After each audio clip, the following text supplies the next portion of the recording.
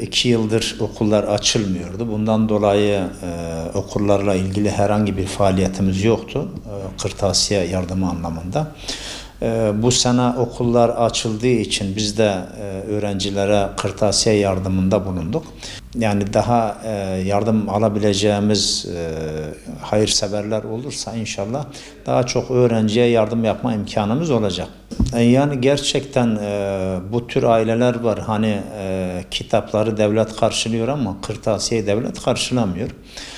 Yani bir lokma ekmeğe muhtaç olan bir aileyi düşünün. Bu çocuklarının kırtasiye masraflarını nasıl karşılayacaklar? Tabii sadece kırtasiye de değil. Mesela okul kıyafetleri var. Onları da karşılamaları lazım. Bunun muhakkak göz önünde bulundurulması lazım. Yani kimse şunu demesin. Canım bu devirde de muhtaç aile mi var? Muhtaç insan mı var demesin. Gerçekten var.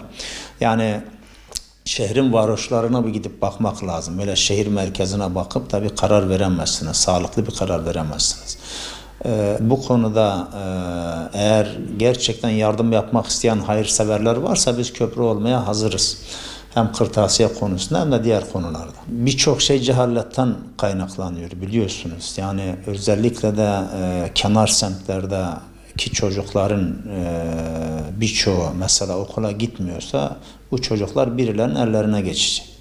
Ya uyuşturucu satıcıların eline geçecek ya hırsızlık yapanların yani sokak çetelerinin eline geçecek.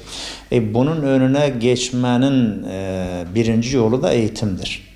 Tabii sadece maddi eğitim değil manevi eğitimin verilmesi lazım. Yani bir insan hakkının yenmesinin önemi, ondan sonra uyuşturucu, işte hırsızlık, buna benzer. Yani insanlara zarar verildiği zaman bunun ahirete bir karşılığının olmasının muhakkak bu çocuklara anlatılması lazım.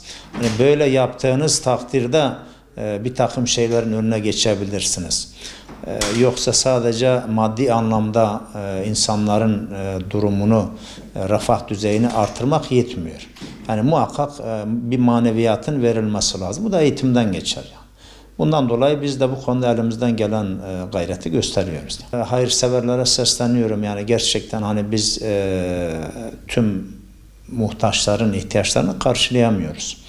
Dediğim gibi 100'e yakın ailenin biz ihtiyacını karşılamaya çalıştık. Daha fazla öğrencinin ihtiyacını karşılayabilmemiz için bu hayırseverler bize yardımcı olurlarsa inşallah biz de kendilerine ulaşırız.